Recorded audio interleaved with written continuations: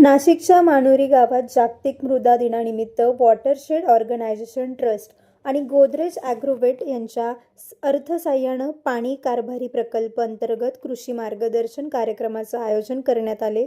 कार्यक्रमाची सुरुवात प्रमुख मान्यवरांच्या हस्ते मृदा पूजनाने करण्यात आली। जमिनीच्या आरोग्याकडे दुर्लक्ष करणाऱ्या शेती पद्धतींमध्ये बदल करण्याचा ठोस संदेश या पूजनातून देण्यात आला।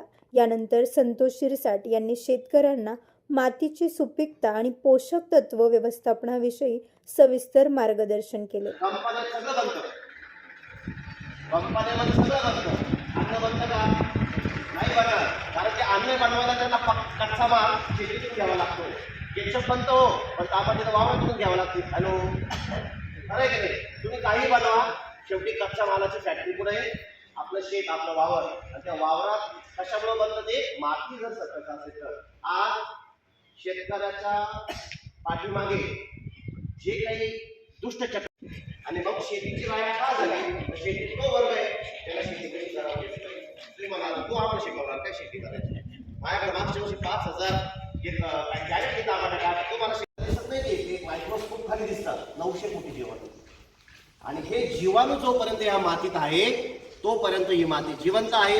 ज्या दिवशी हे जीवाणू मेले ही मातीवर तुम्ही काही टाका उगणार नाही। हॅलो, आणि हे जीवाणू म्हणजे मातीचा जीव आहे, आत्मा करण्याचं काम मोठ्या प्रमाणात आपण घेतलंय। माती जिवंत करायचं नाही, माती कशी मारायची याचं आपलं काम। तुम्ही मला कसं काय बोलताय असं? अहो, आज आपण मातीमध्ये जे 40% रासायनिक, 40% सेंद्रिय आणि 20% जैविक पद्धतीने शेती केली तर मातीचं आरोग्य टिकून राहतं, पीक जोमदार येतं आणि उत्पादन खर्चही कमी होतो। माती ही शेतकऱ्यांची आई असल्यानं तिच्यावर रासायनिक खतांचा भडीमार न करता सेंद्रिय आणि जैविक खतांचा वापर वाढवणं आज काळाची गरज असल्याचा त्यांनी ठाम संदेश दिला। तसंच पिकांची फेरपालट, जमीन तापवून देणे, शेणखताचा वाढता वापर आणि लागवडीपूर्वी माती परीक्षणाचं महत्त्व यावरही त्यांनी भर दिला।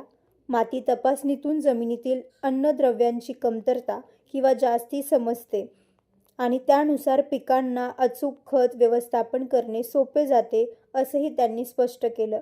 आजपासूनच मातीची योग्य काळजी घेतली तरच पुढील पिढ्यांसाठी सुपीक जमीन आपण ठेवू शकतो, असा महत्त्वपूर्ण संदेश त्यांनी शेतकऱ्यांपर्यंत पोहोचवला। कार्यक्रमाचे सूत्रसंचालन वॉटर संस्थेचे युवराज साळवे यांनी केले, तर आभार प्रदर्शन निलेश पगारे यांनी मानले। कार्यक्रमास कृषी विभागाचे श्रीकांत पन्हाळे, गावातील शेतकरी आणि महिला मोठ्या संख्येने उपस्थित होते। नवतेज महाराष्ट्र ब्युरो, नाशिक।